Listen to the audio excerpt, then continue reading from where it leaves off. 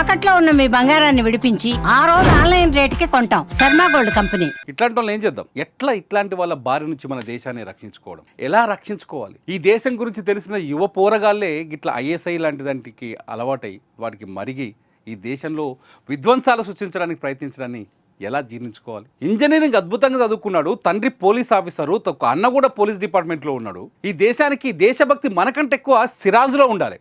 విజయనగరంలో దొరికిన సిరాజ్ దగ్గర ఉండాలి. కానీ సిరాజ్ ఏం చేస్తుందో తెలుసా?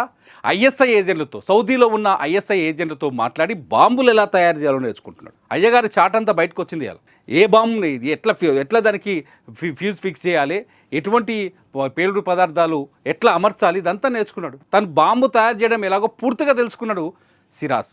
నిన్న నుంచి సిరాజ్ చుట్టూ మొత్తం విశాఖపట్నంలో ప్రశాంతమైన వాతావరణం, ఉత్తర తెలంగాణ చాలా ప్రశాంతమైన వాతావరణం.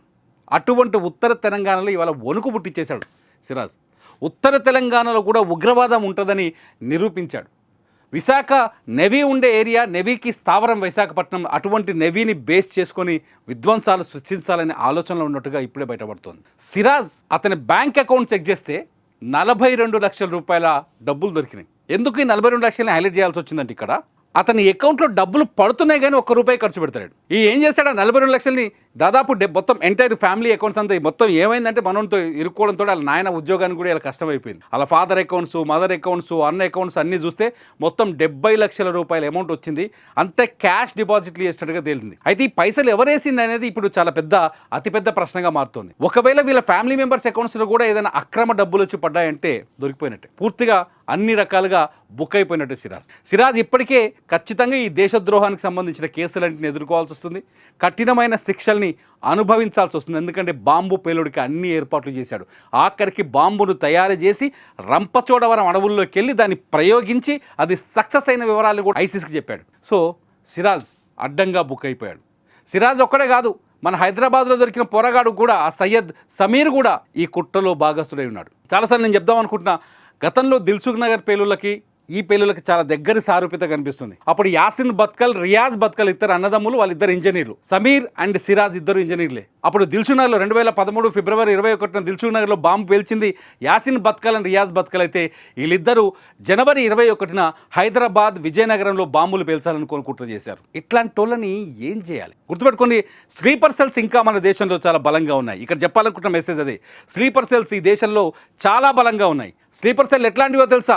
మనతో రోజు కలిసి ఉద్యోగం చేసేవాడు కావచ్చు, మనతో రోజు మన ఇంటికి పాలు పోసేవాడు కావచ్చు, రోజు మన ఇంటి చుట్టూ ఆటో నడిపించేవాడు కావచ్చు, మెకానిక్ కావచ్చు, మనతో రెగ్యులర్గా ఏమాత్రం అనుమానం లేకుండా జీవించేవాడు కావచ్చు. వీళ్ళందరినీ ఐఎస్ఐ చాలా తెలివిగా, చాకచక్యంగా రిక్రూట్ చేసుకొని వాళ్ళకి డబ్బులు ఇస్తూ వాళ్ళకి విద్వేషాన్ని నూరిపోస్తూ ఆన్లైన్లో మన పైన దాడికి తయారు చేస్తున్నాయి. సిరాజ్ అలా తయారైనోడే, సమీర్ అలా తయారైనోడే. సమీర్ అనేవాడు మెకానిక్, ఏసీ మెకానిక్. బయటకు చూసి అలా సోదరి మాట్లాడుతుంది, మా తమ్ముడు ఏ తప్పు చేయలేదు, చాలా మంచోడని.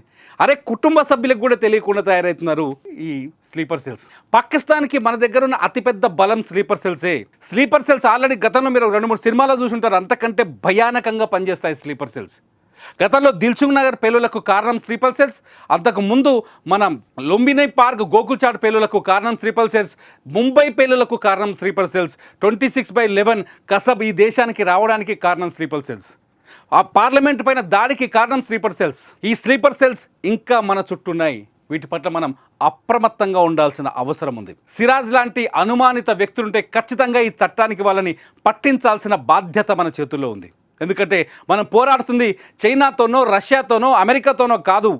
అత్యంత పిచ్చి దేశం, అత్యంత పగతో రగిలిపోతున్న దేశం, మనమన్నా మన దేశమన్న ద్వేషంతో రగిలిపోతున్న దేశం ఒక పనికిరాని పాకిస్తాన్లో కేవలం వాళ్ళ ఆదాయాన్ని, జాతీయ సంపదనంతా తీసుకెళ్లి ఉగ్రవాదులకు మాత్రమే ఖర్చు పెడుతుంది ఆ ప్రభుత్వం. ఉగ్రవాద శిబిరాల్ని పునర్నిర్మించి ఉగ్రవాదుని దేశంపై ఉసుగొల్పడానికి మాత్రమే ఖర్చు పెడుతోంది. కాబట్టి ఆ ఉగ్రవాదుల చేతుల్లో కీలుబొమ్మలుగా ఉన్న, లేకపోతే ఒక బాంబులుగా మారున్న, మానవ బాంబులుగా మారున్న స్లీపర్ సెల్ పట్ల ఖచ్చితంగా మనం అప్రమత్తంగా ఉండాలి. మన పోలీసులు, ప్రభుత్వం చేసే ప్రతి సూచనని తప్పకుండా పాటించాల్సిన అవసరం ఉంది. దయచేసి సోషల్ మీడియాలో వచ్చే తప్పుడు వార్తల్ని, తప్పుడు మెసేజ్ని నమ్మి ఎవరిపైన వాళ్ళపైన దాడి చేయడం మాత్రం ఈ పనులు చేయకండి. ఖచ్చితంగా ప్రభుత్వం మీ సహకారాన్ని కోరుతుంది. అవసరమైన చోట ఖచ్చితంగా ఆ సహకారాన్ని మీరు అందించాలనేది మా ముఖ్య ఉద్దేశం. గుర్తుపెట్టుకోండి, సిరాజ్, సమీర్ లాంటి వ్యక్తులని పట్టుకోవాల్సిన బాధ్యత మన పైన ఉందా లేదా?